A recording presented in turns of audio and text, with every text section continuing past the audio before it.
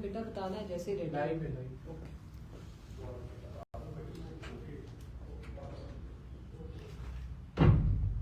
بسم اللہ الرحمن الرحیم ایاک نعبد و ایاک نستعین. میں اپنے ملک کے مستقبل کے لیڈرز، یونیورسٹیز، کالجز کے جو ہمارے نوجوان ہیں جن کے اوپر ہم نے امید لگائی ہوئی ہے کہ وہ انشاءاللہ اس ملک کو اس سطح پہ لے کے جائیں گے جو اس ملک کو جانا چاہیے تھا. تو میں آپ کو سب سے پہلے یہ بتا دوں کہ یہ بہت بڑا ایک عظیم خواب تھا پاکستان. یعنی ہم جو علامہ اقبال، شاید 500 سال میں اس طرح کا کوئی ذہن نہیں آیا، جو انٹلیکٹ نہیں آیا جو علامہ اقبال کا تھا. تو ان کا یہ ایک بہت بڑا تصور تھا پاکستان کا کہ ہم نے ایک مثالی اسلامی ریاست بننے، اور وہ مدینہ کے ریاست کے اصولوں کے اوپر ہم نے کھڑا کرنا تھا ایک ملک جو دنیا میں مثال بننا تھا کہ اسلام کیا ہے. تو یہ بڑی بڑی خواب تھی. تو میں آپ سے آج جو آپ سب سے بات کرنا چاہتا ہوں اس کا مقصد کیا ہے.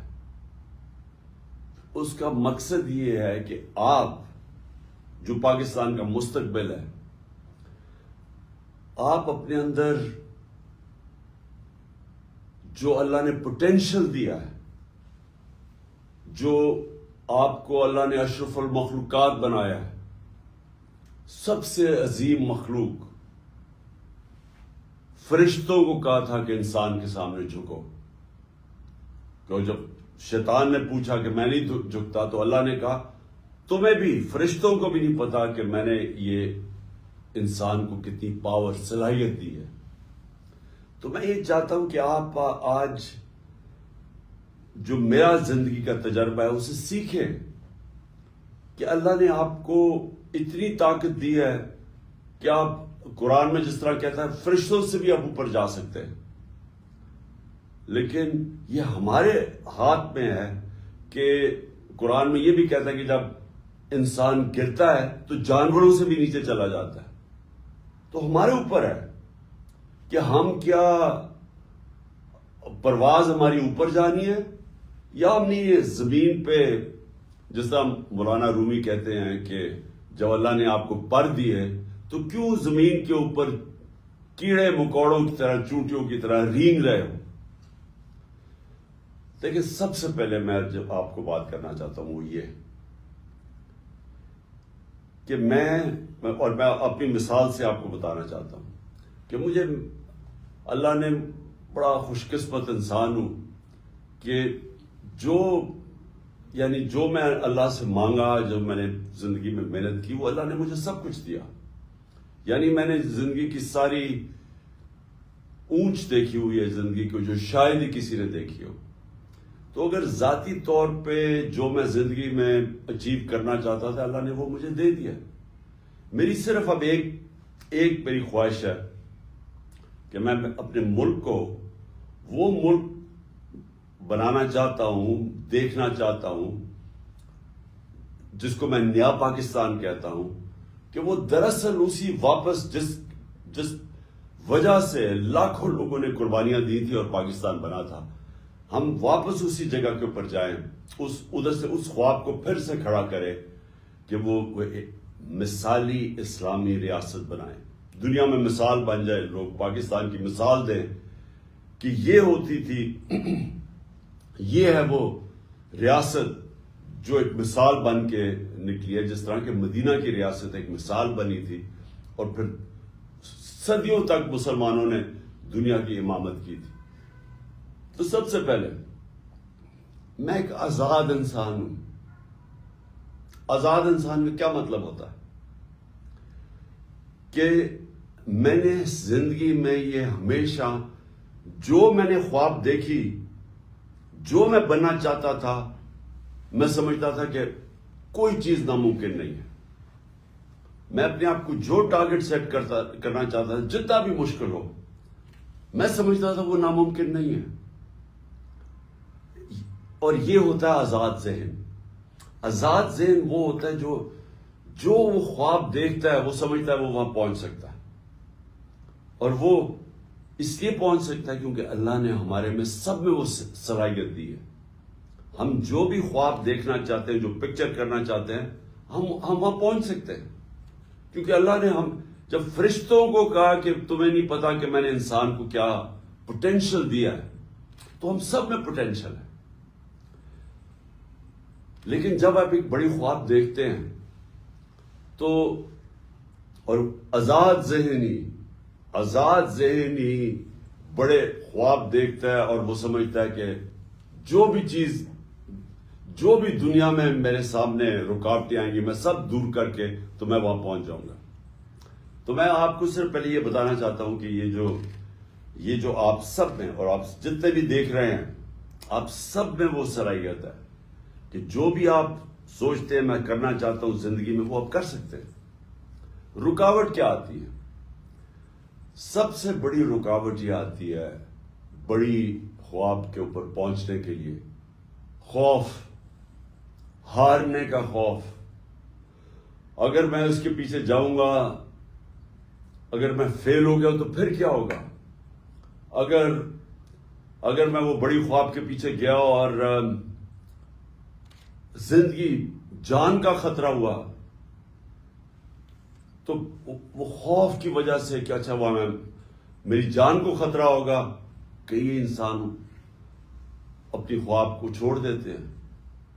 یا یہ کہ جی میری رسک نہ چلی جائے، یہ کہ اگر میں اچھی بھلی میری نوکری لگی ہوئی ہے، دل تو میرا اس نوکری میں نہیں ہے، کرنا تو میں کچھ اور چاہتا ہوں، لیکن اگر میں ادھر کیا تو یہ میری نوکری نہ چلی جائے.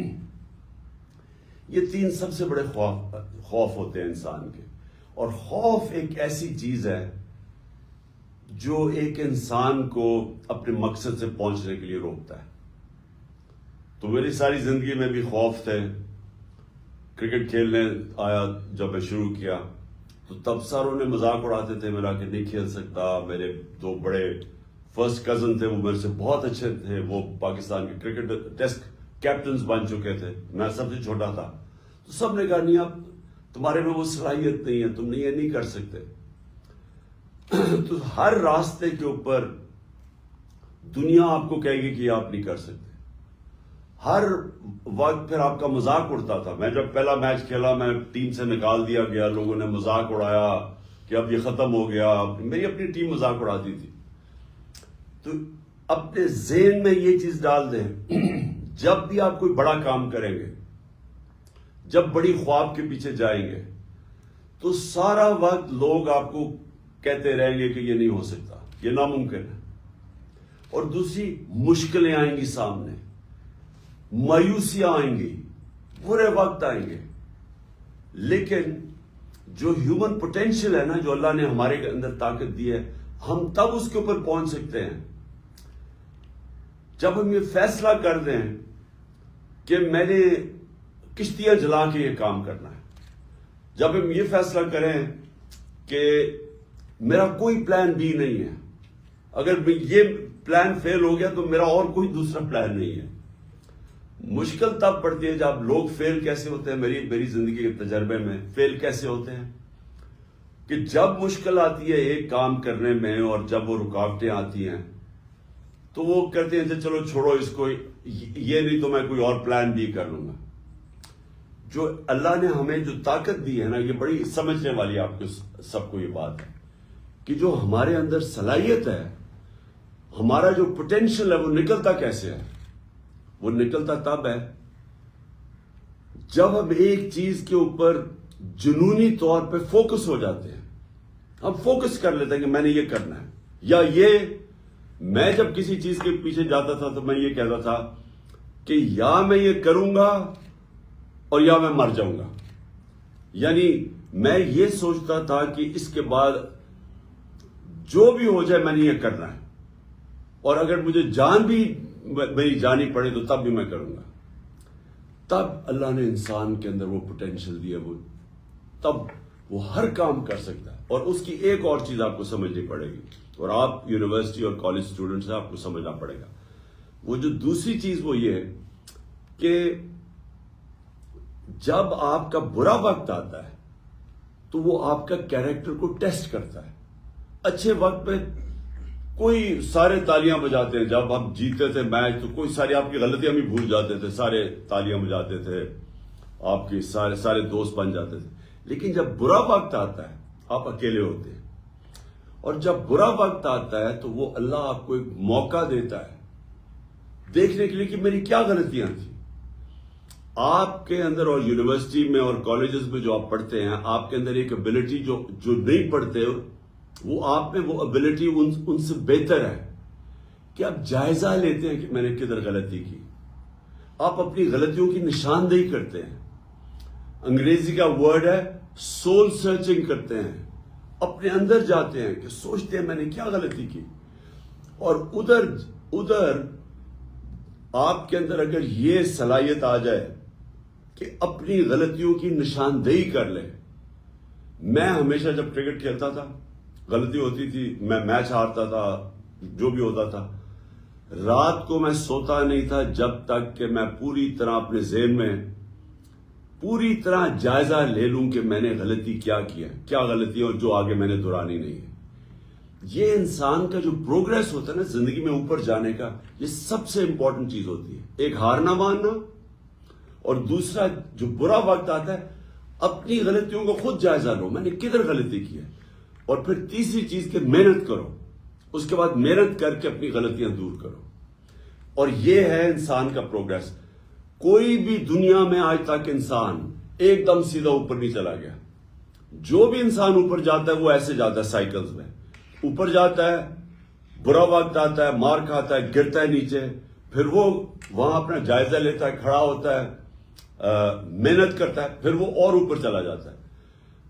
ہارتا انسان تب ہے جب وہ ہار مان جاتا ہے، اور وہ جب نچلا وقت آتا ہے، جب وہ ہاتھ کھڑے کر دیتا ہے، تب وہ ہار جاتا ہے اور پھر وہ وہیں رہ جاتا ہے. تو پہلے تو میری یہ چیز ہے کہ آزاد ذہن آزاد فیصلے کرتے ہیں. دنیا میں جو بڑے بڑے لوگوں نے ایجادیں کی، نئی چیزیں ایجادیں کی، جب مسلمان ایک وقت پہ ہم اپنی پیک پہ تھے، ہمارے اندر خود اعتمادی تھی، ہمارے اندر کانفیڈنس تھا، تو ایک ایسا وقت تھا کہ کئی 100 سال تک جو سارے دنیا کے ٹاپ سائنٹسٹ مسلمان تھے، کہ آزاد ذہن تھے. وہ سمجھتے تھے ہم کچھ بھی کر سکتے ہیں، وہ کہتے کوئی چیز ناممکن نہیں ہے.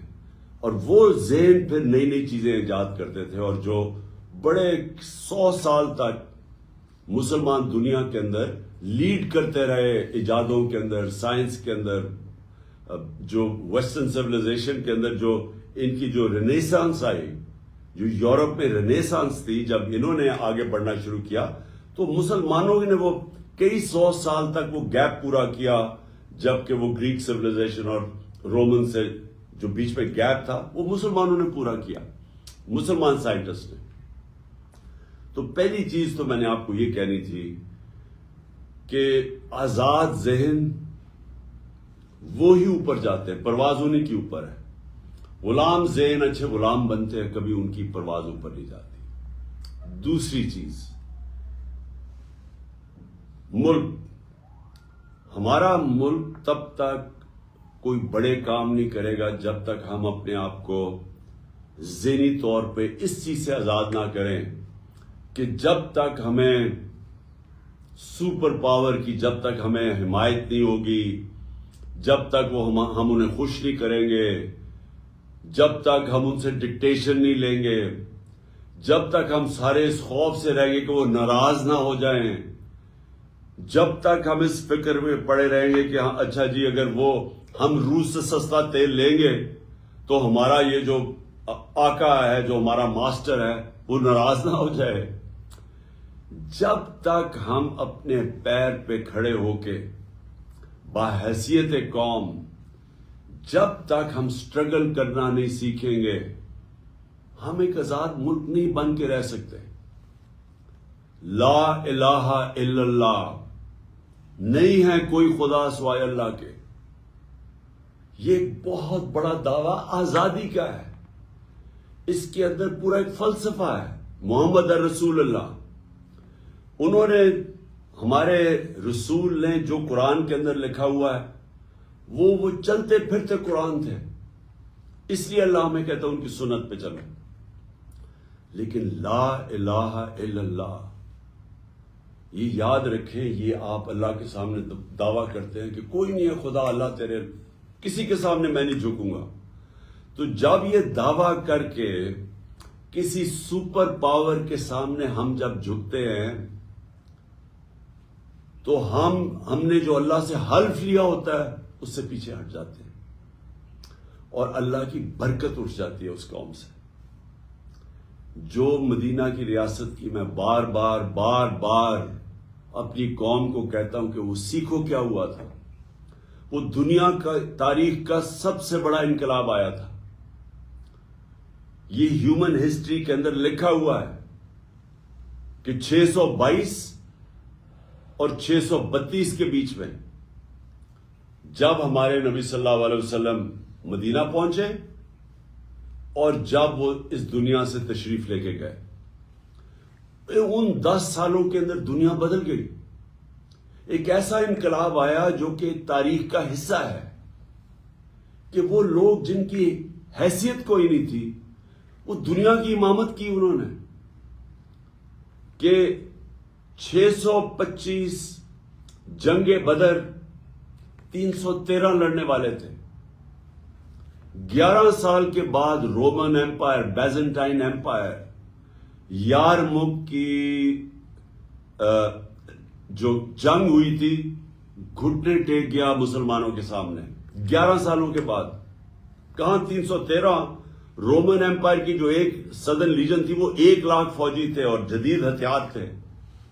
اور اس کے اگلے سال جو دوسرا سپر پاور تھی وہ ان کے سامنے گھٹنے ٹیک گیا، جو پرشین ایمپائر تھا. یہ تاریخ کا حصہ ہے. وہ کیا چینج آیا تھا ان لوگوں میں. ہمارے نبی صلی اللہ علیہ وسلم نے ان کے اندر کون سا فکری انقلاب لے کے آئے تھے کہ وہ بالکل انسان، چھوٹے سے انسانوں کو پر لگے اور دنیا کی امامت کی انہوں نے. سب سے پہلے ہوتی ہے خودداری. علامہ اقبال کی جو ساری شاعری، اس کا جو فلسفہ اگر آپ وہ پڑھیں، علامہ اقبال کے بہت پہلو ہیں، لیکن ایک پہلو جو تھا وہ غلام ہندوستان کے مسلمانوں کو جگانے کی کوشش کر رہے تھے. خودداری، یہ ان کی جو ساری کوشش تھی مسلمانوں کو جگانے کی کوشش کر رہے تھے. بتا رہے تھے کہ ایک زمانے میں آپ کیا تھے، شکوہ اور جواب شکوہ، کہ کہاں تھے آپ ایک زمانے میں اور کہاں آپ زمینوں میں پہنچ گئے.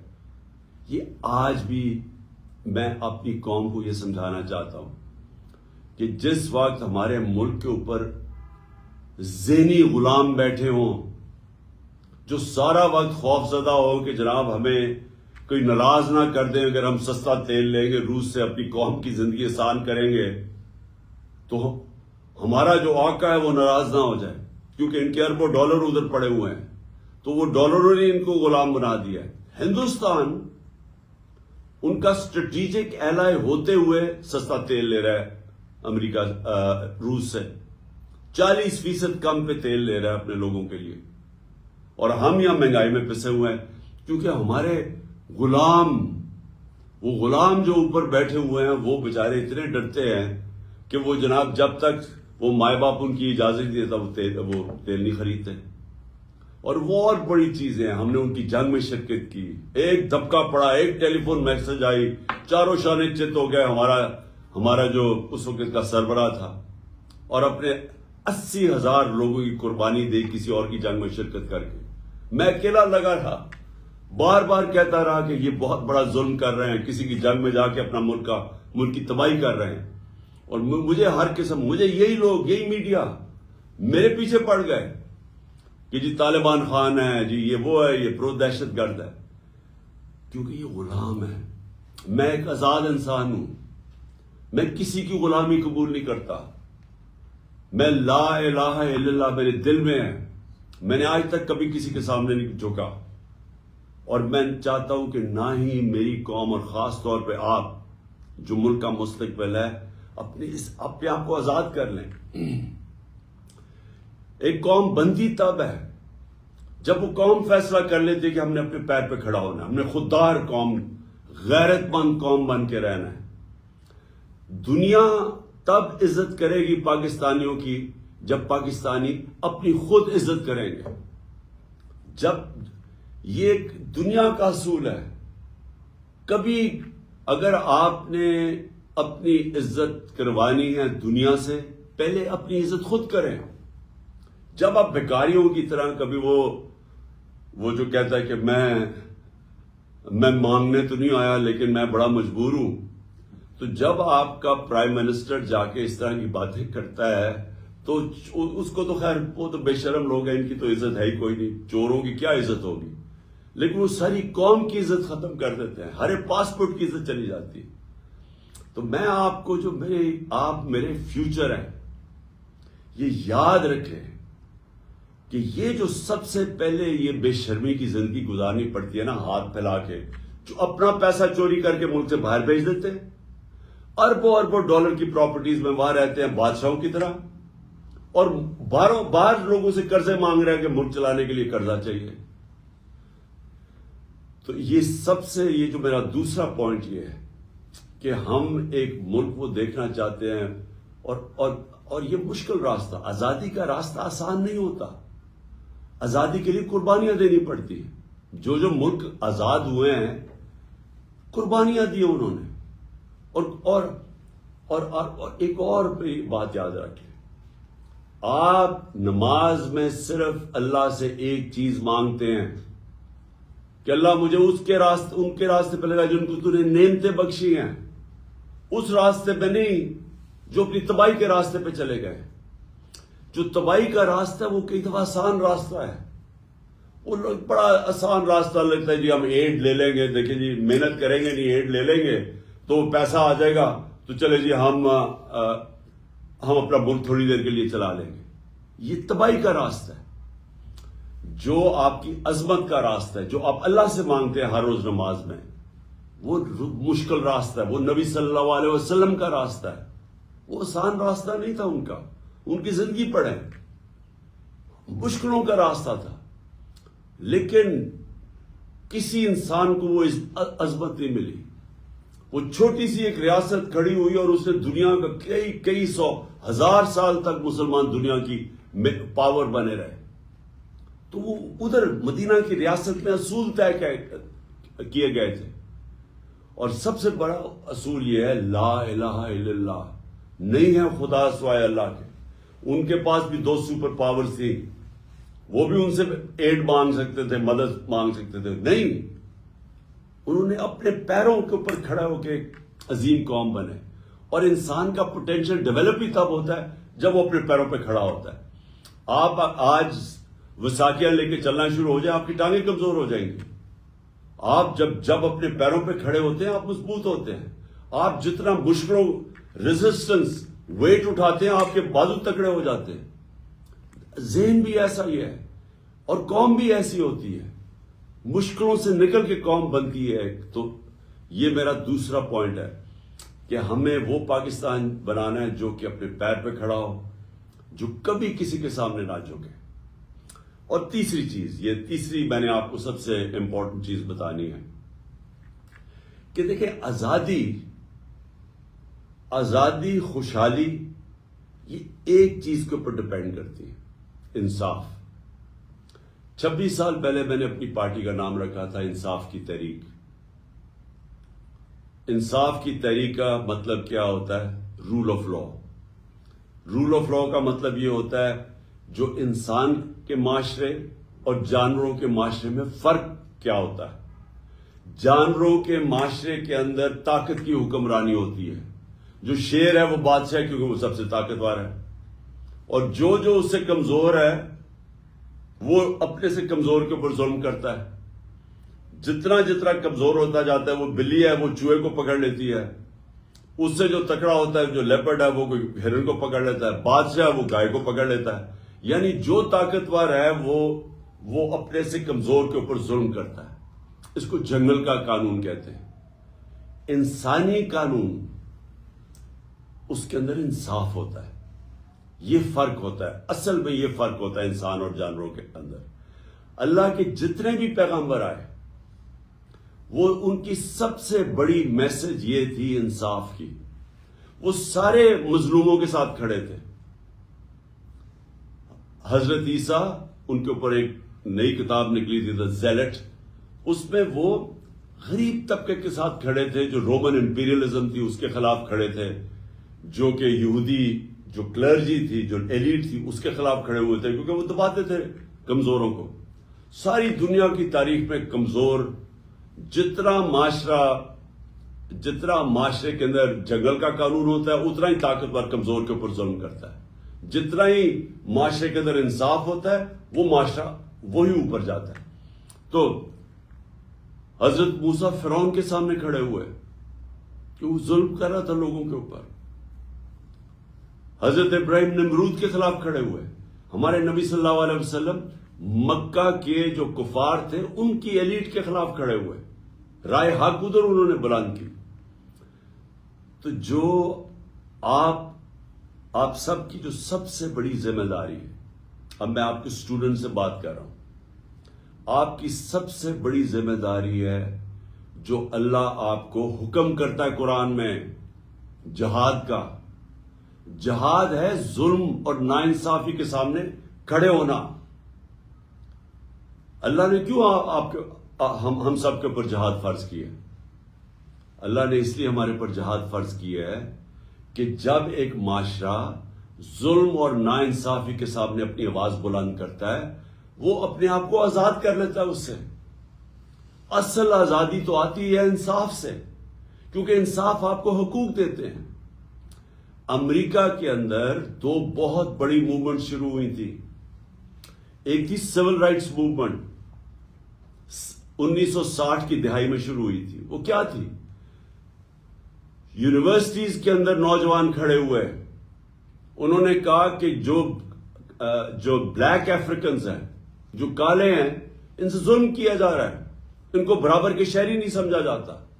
تو سول رائٹ موومنٹس کسی پولیٹیکل پارٹی نے نہیں شروع کی تھی، وہ امریکہ کے یونیورسٹی کیمپسز کے اندر شروع ہوئی تھی کہ انہیں کیا ان سے انصاف کیا جائے. اس کے بعد جو ویتنام وار تھی، جو امریکہ لڑ رہا تھا ویتنام میں، کون کھڑا ہوا تھا اس کے خلاف؟ یونیورسٹی کے اسٹوڈنٹس. وہ کھڑے ہوئے تھے کہ آپ جا کے ظلم کر رہے ہیں ان لوگوں کے اوپر، اب بمباری کر رہے ہیں، انہوں نے ہمارا کیا بگاڑا ہے ویتنامی سے. تو یونیورسٹیز میں وہ موومنٹ شروع ہوئی تھی. برطانیہ کے اندر 20 لاکھ لوگ نکلے تھے سڑکوں کے اوپر عراق کی جنگ کے خلاف، کہ جب برطانیہ عراق کے اندر شامل ہوا تھا. یہ جہاد کر رہے تھے سب. جب بھی آپ ظلم اور ناانصافی کے خلاف اپنی آواز بلند کرتے ہیں، یہ اللہ نے اس کو جہاد کا رتبہ دیا ہوا ہے. جہاد تب ہوتی ہے جب آپ کمزور کے ساتھ کھڑے ہوتے ہیں. انصاف کمزور کو چاہیے ہوتا ہے. طاقتور ہمیشہ اپنے آپ کو قانون کے اوپر رکھتا ہے. یہ جو فیوڈل کلچر کیا ہے، یہ جو وڈیرے کرتے ہیں بیچارے غریب لوگوں سے، یہ کیا کرتے ہیں؟ ان کو انصاف نہیں دیتے، ان کے اوپر ظلم کرتے ہیں. سندھ کے اندر آپ چلے جائیں، جو ظلم میں نے سندھ کے بیچارے ہاریوں، جو بیچارے کسان، جو ان کا نچلا طبقہ، جو وہاں طاقتور ان سے ظلم کرتا ہے، میں نے دنیا میں کہیں ایسا ظلم نہیں دیکھا. جانوروں کی طرح رکھتے ہیں ان بیچاروں کو. غربت آپ جا کے دیکھیں اندرون سندھ کے اندر، میں نے دنیا میں کئی اتنی غربت نہیں دیکھی جو وہاں غربت ہے. کیوں ہے؟ انصاف نہیں ہے. نیلسن منڈیلا کی بڑا ایک فیمس ورڈز ہیں کہ خوشحالی جو ہوتی ہے ایک ملک کے اندر، خوشحالی وہ کوئی معاشی ترقی کی وجہ سے خوشحالی نہیں آتی، وہ انصاف کی وجہ سے آتی ہے. جو بھی ملک ترقی کرتا ہے وہ سب سے پہلے انصاف قائم کرتا ہے. مدینہ کی ریاست میں نبی صلی اللہ علیہ وسلم نے سب سے پہلے عدل اور انصاف قائم کیا تھا. غربت کی انتہا تھی وہاں. مسلمان تو بہت غریب تھے, ہجرت کر کے آئے ہوئے تھے. پہلے انصاف قائم کیا, اس کے بعد خوشحالی آئی. جو انصاف کی دنیا کے اندر آپ ذرا چلے جائیں تو جو دنیا کے اندر معاشرے خوشحال ہے وہ سب سے زیادہ انصاف ادھر ہے. ایک انڈیکس ہے جو میجر کرتا ہے کہ ایک معاشرے میں انصاف کتنا ہے, اس کو کہتے ہیں rule of law index. Switzerland جس کے اندر کوئی وسائل نہیں ہیں, ہمارے ناردرن ایریاز میں اس سے 100 زیادہ گنا خوبصورتی بھی ہے, وہاں سکینگ کا بھی پوٹینشل ہے, وہاں ٹورزم وہ آ سکتی ہے جو سوئٹزرلینڈ سے زیادہ آ سکتی ہے. صرف ٹورزم کے اوپر سوئٹزرلینڈ تقریباً دنیا میں سب سے خوشحال علاقہ ہے, کیونکہ 99.9% تقریباً 100% وہاں قانون ہے, رول آف لا ہے. وہاں کوئی قانون کے اوپر نہیں ہے. اور اس معاشرے کے اندر آپ یہ دیکھیں کہ وسائل نہ ہونے کے باوجود خوشحال ہے. سارا جو یورپ ہے, جو امریکہ ہے, جو یہاں سے لوگ کیوں جاتے ہیں بیچارے اتنے مشکل ویزے لگوا کے کیوں جاتے ہیں ان ملکوں کے اندر؟ کیونکہ وہ انصاف ہے. رول آف لا انڈیکس میں وہ سارا جو یورپ اور یہ 90% سے زیادہ اوپر ہے. سو ہر جگہ انصاف 90% سے اوپر ہے. تو مسلمان ملکوں پہ آ جائیں, جو سب سے زیادہ تیل ہے سارے افریقہ کے اندر وہ ہے نائجیریا. 7% ہے رول آف لا انڈیکس میں. انصاف ہی نہیں ہے تو تیل کے باوجود غربت ہے. ہماری جو مسلمان دنیا ہے, پاکستان دیکھ لیں, ہمارا کیا رول آف لا انڈیکس, ہم 10% بھی نہیں ہیں. اور انصاف پھر سے طاقتور اور کمزور قانون کے سامنے ایک برابر, اس کو انصاف کہتے ہیں. قانون طاقتور اور کمزور میں فرق نہیں کرتا. تو ہماری تباہی, اگر ہم آج مقروض ملک ہیں, وہ ہمارا جو وزیر اعظم ساری جگہ جا کے پیسے مانگتا ہے کہ میں مانگنے نہیں آیا, میں مجبور ہوں, وہ اس لیے مانگنے پھرتا ہے کیونکہ ہمارا ملک کا دیوالیہ نکال دیا انہوں نے. اور دیوالیہ کیوں نکلا ہے؟ کیونکہ آپ کے سامنے اتنا بڑا ظلم ہو رہا ہے کہ میں نے اپنی زندگی میں کبھی ایسا کسی دنیا میں کسی ملک کو اس طرح نہیں دیکھا. 30 سال سے جو لوگ حکومت میں بیٹھے ہوئے تھے, جنہوں نے چوری کی, کیسز بنائے, پہلے جنرل مشرف نے ان کو NRO دیا, سارے ان کے کرپشن کے کیسز معاف کر دیے اپنی کرسی بچانے کے لیے. 10 سال انہوں نے اس کے بعد حکومت کی, 2008 اور 2018 کے بیچ میں 10 سال حکومت کی. 4 گنا پاکستان کا قرضہ بڑھایا. 60 سال کے اندر پاکستان کا ٹوٹل قرضہ تھا 6,000 ارب روپیہ, 6 ٹریلین روپیہ. 10 سالوں میں یہ قرضہ لے گئے 30 ٹریلین روپے پہ, 30,000 ارب روپیہ لوٹا ملک کو انہوں نے. ان کے ریئیکشن میں مجھے لوگوں نے ووٹ دی, یہ الیکشن ہار گئے. تقریباً سارا ٹبر ملک سے باہر بھاگ گیا کیونکہ کرپشن کے کیسز تھے. جو اس کے بعد اس ملک میں جو اصل ظلم کیا گیا وہ جنرل باجوہ نے کیا. NRO 2 دیا ان کو ان کے کرپشن کے کیسز پہلے ان کو اوپر بٹھایا, پہلے ان کو ایک سازش کے تحت جس میں بیرونی بھی ہاتھ شامل تھا, ان کو اوپر بٹھایا. اس گورنمنٹ کو گرایا جس کے اوپر کرپشن کا کوئی کیس نہیں تھا. عموماً یہاں گورنمنٹ گرتی ہے کرپشن کے اوپر, کوئی کرپشن کا کیس نہیں تھا. وہ گورنمنٹ کو گرایا جس نے 17 سال میں بہترین معاشی ترقی ہو رہی تھی پاکستان کی. اکنامک سروے آف پاکستان کے اندر 5.7 اور 6%, تیسرے اور چوتھے سال 6% پاکستان کی اکانومی گرو کر رہی تھی. ہماری فصلیں 4 کسان, کبھی کسانوں کے پاس اتنا پیسہ نہیں آیا جو ہمارے دور میں آیا پچھلے 2 سالوں میں. اور انڈسٹریل گروتھ پاکستان کی 50 سال کے بعد انڈسٹری ہماری گرو کر رہی تھی. سارے برے صغیر میں سب سے زیادہ روزگار پاکستان میں تھا. ہمارے ایکسپورٹس ریکارڈ تھی. ہماری ریمیٹنسز یعنی باہر سے جو پاکستانی پیسہ بھیج رہے ریکارڈ تھا. 32 ارب کی ایکسپورٹس، 31 ارب کی ریمیٹنسز، یہ ریکارڈ تھی پاکستان میں. ہماری ٹیکس کلیکشن ریکارڈ تھی 6.1 ٹریلین، 6100 ارب روپیہ، یہ ریکارڈ تھا. اس وقت گورنمنٹ گرائی، اور گورنمنٹ کس کے گرائی؟ چوروں کو اوپر بٹھا دیا لا کے. وہ 7 مہینے کے اندر پاکستان کی ساری اکانومی نیچے، انڈسٹریل گروتھ نیچے. ہماری 6% سے اکانومی جو گرو کر رہی تھی وہ آج 0 پہ پہنچ گئی ہے. کسان بےچارے سڑکوں کے اوپر ہے. ہماری جو پیداوار ہے وہ نیچے آ گئی ہے. اس وقت ہماری ٹیکس کلیکشن نیچے آ گئی ہے، ایکسپورٹس نیچے گر رہی ہیں، باہر سے ریمیٹنسز نیچے گر رہی ہیں. لیکن ایک بہت بڑا کارنامہ انہوں نے یہ کیا کہ سارے اپنے اربوں 1100 ارب روپے کے کرپشن کے کیسز ختم کر رہے ہیں. ایک کے کرپشن اب کیس ختم ہو رہے ہیں. سارے این آر او کی گنگا کے اندر دھل کے سب پاک ہو رہے ہیں. اسحاق ڈار بھی پاک ہو گیا. وہ جو بھاگا ہوا تھا مقصود چپڑاسی کیس میں 16 ارب روپے کی جو ان کے اوپر کرپشن تھی، ایف آئی اے نے جو پکڑا تھا، وہ سلمان شہباز وہ بھی واپس آ گیا، وہ بھی لیکچر دے رہا ہے ہمیں. شہباز شریف وہ بھی اس کا بھی سارے کیسز ختم ہو گئے، نیب کے اندر بھی اور ادھر. نواز شریف پر تول رہا ہے واپس آنے کے لیے اور کہہ رہا ہے وہ بھی نیلسن منڈیلا بنا ہوا کہ میرے سے بہت بڑا ظلم ہوا. زرداری کے بھی کیسز ختم ہو رہے ہیں. اس کی بہن بھی آج پاک ہو گئی ہے، جو سارا سندھ جانتا ہے کہ ہر چیز پہ کمیشن لیتے ہیں یہ بہن بھائی. یہ میں آخر میں آپ کو کہنا چاہتا ہوں، یہ اگر اس طرح کا یہ ظلم ہے کہ بیچارہ غریب آدمی جیلوں میں، چھوٹا چور جیلوں میں گھسا ہوا ہے، عام آدمی چھوٹی چھوٹی چوروں میں جیلوں میں پڑے ہوئے ہیں.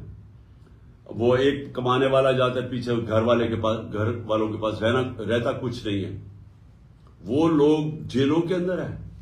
اور جو اس ملک کے بڑے بڑے ڈاکو جیسے ان کو پکڑنے لگتے ہیں ملک سے باہر بھاگ جاتے ہیں.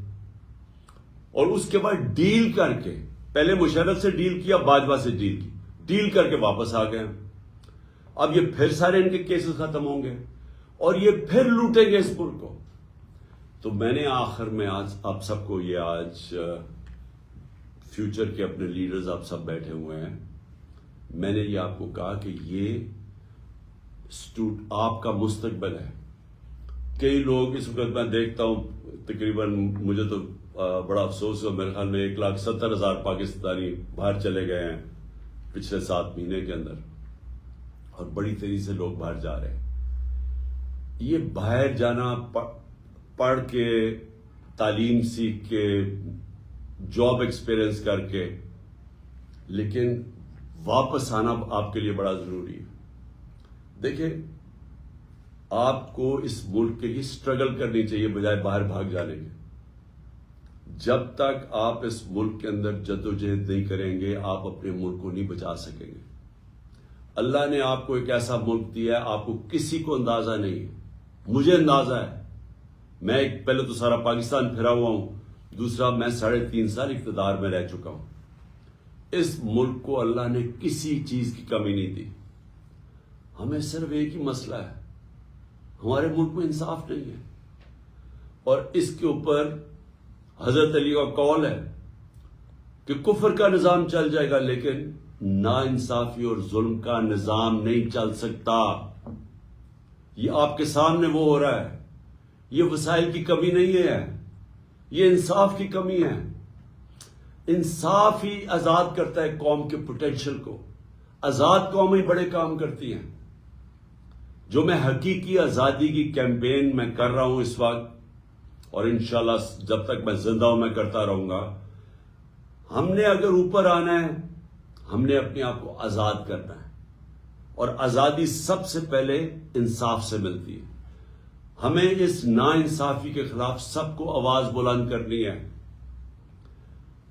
آپ کو اللہ نے آپشن نہیں دی نیوٹرل رہنے کی، چپ کر کے گھر میں بیٹھنے کی آپ کو اس نے اجازت ہی نہیں دی. انسانوں کو تو اس نے کہا ہوا اللہ نے کہ انسان کا تو بڑا درجہ ہے. انسان یہ نہیں آپشن وہ کر سکتا کہ اچھا جی اور کوئی آ کے اگر ملک میں ناانصافی ہے تو لوگ جدوجہد کریں گے، میں آرام سے چپ کر کے گھر میں چوڑا ہو کے بیٹھوں گا. وہ معاشرے مر جاتے ہیں. جو معاشرہ ظلم اور ناانصافی کا مقابلہ نہیں کرتا وہ مر جاتا ہے. ایرسٹوٹل 2500 سال پہلے اس نے کیا کہا تھا؟ اس نے کہا تھا اگر معاشرہ میں ناانصافی ہوگی سارے شہری نکل کے ظلم کے اور ناانصافی کے خلاف کھڑے ہو جائیں گے، سب شہری کھڑے ہو جائیں گے. لیکن اس نے کہا سوائے 2 طبقوں کے. ایک وہ طبقہ نہیں کھڑا ہوگا جو کہ بزدل ہے، وہ ڈرے گا کہ میرے اوپر کیس ہو جائے گا، FIR ہو جائے گی، وہ یہ ہو جائے گا، وہ ہو جائے گا، میں مر جاؤں گا، مجھے یہ ہو جائے گا. ایک تو وہ بزدل طبقہ نہیں نکلے گا، اور دوسرا خود غرض جس کو صرف اپنی پڑی ہوئی ہے کہ میرا تو جی اچھا بھلا گھر چل رہا ہے، میری تو فیکٹری چل رہی ہے، میں کیوں جناب نکلوں. یہ جو 2 طبقے اگر ان کی ایک عوام کے اندر زیادہ اکثریت بن جاتی ہے، بلکہ اکثریت بن جاتی ہے، تو وہ معاشرے ختم ہو جاتے ہیں. زندہ معاشرے ہمیشہ ظلم و ناانصافی کے خلاف جہاد کرتے ہیں. اس لیے جو میری یہ جو حقیقی آزادی کی میں جو نکلا ہوا ہوں تحریک چلانے کے لیے، اس کو میں جہاد کہتا ہوں. اس کے اندر جو بھی ہو جائے، یعنی انسان کے اوپر جان کی بھی قربانی دینے پڑے تو اللہ نے تو بڑا عظیم رتبہ دیا ہوا ہے. جو کہ اپنی آزادی کے لیے لڑتا ہے اس کو تو اللہ نے شہادت کا رتبہ دیا ہوا. اس لیے میں آپ سب کو آخر میں یہ کہنا چاہتا ہوں کہ وہ پاکستانی، وہ آدمی جس کو اللہ سب کچھ دے بیٹھا ہے، میں صرف اور صرف اس کے لیے نکلا ہوا ہوں اپنی قوم کے لیے، آپ کے لیے، آپ کے مستقبل کے لیے. کیونکہ غلاموں کا کوئی مستقبل نہیں ہے. یہ بھی کوئی مستقبل نہیں ہے کہ میں ویزا کٹا کے باہر چلا جاؤں گا. میں نے 20 سال اپنی زندگی کے باہر گزارے ہوئے ہیں. میں تو سٹار تھا، مجھے تو ہر قسم کا جو معاشرہ تھا وہ اپناتا تھا، کیونکہ سب سٹار کے ساتھ ملنا چاہتے ہیں. میرا تو بہت بڑا نام تھا. لیکن ایک دفعہ بھی میں نے یہ نہیں سوچا کہ میں پاکستان کے علاوہ کوئی اور ملک کو اپنا گھر بنانا چاہتا ہوں. کیونکہ انسان دیکھیں، پھر سے یاد رکھیں، انسان کا ایک بڑا مقصد اللہ نے پیدا کیا ہوا ہے. جانور جو ہوتا ہے وہ جانور بھی کھاتا پیتا ہے، بچے پیدا کر کے مر جاتا ہے. تو اگر انسان کا وہی مقصد رہ گیا کہ میں اپنی ذات میں بھی کھا پی کے بچے پیدا کر کے مر جاؤں، تو آپ میں جانوروں پہ تو کوئی فرق نہیں رہا. انسان کا رتبہ تب ہے جب اس پہ انسانیت ہے، جب وہ اپنا مقام پہچانے کہ میں اشرف المخلوقات ہوں، میں اللہ کو جواب دے ہوں. میں جتنا زیادہ وہ مجھے نوازتا ہے وہ میرے سے سوال پوچھے گا آخرت میں کہ تم نے کیا کیا. اور آپ سب کیونکہ یونیورسٹی اور کالج سٹوڈنٹس ہو، آپ کے اوپر زیادہ ذمہ داری ہے. اور زیادہ ذمہ داری ادھر سے شروع ہوتی ہے معاشرے کے لیے کہ جب آپ یہ دیکھتے ہیں کہ یہ سارے بڑے بڑے ڈاکو دندراتے پھر رہے ہیں تو آپ نے چپ کر کے نہیں بیٹھنا. میں جب آکسفورڈ کے اندر تھا، ٹائم ہمارے اسٹوڈنٹ ضائع نہیں کرتے تھے. اب ویک ڈیز میں پڑھتے تھے، لیکن جو ویکینڈ آتا تھا سیٹرڈے سنڈے، وہ سارے احتجاج کرتے تھے اگر کوئی چیز معاشرے میں غلط ہو رہی ہو. زندہ لوگ تھے، احتجاج کرتے تھے کہ یہ غلط ہو رہا ہے، یہ ناانصافی ہے. میں اسٹوڈنٹس کی بات کر رہا ہوں. پڑھائی بھی اپنی کرتے تھے، لیکن ساتھ ساتھ وہ ایک معاشرے کا حصہ تھے. اپنی ذمہ داری سمجھتے تھے کہ اگر کوئی ناانصافی ہو اس کے اوپر ہم اپنی آواز بلند کریں گے. میں آپ سب کا بڑا شکر گزار ہوں، اور میں آخر میں یہ امید رکھتا ہوں کہ یہ جو ہماری تحریک چل رہی ہے حقیقی آزادی کی، آپ سب اس کے اندر شرکت کریں گے، میرے لیے نہیں، اپنے مستقبل کے لیے. پاکستان زندہ باد.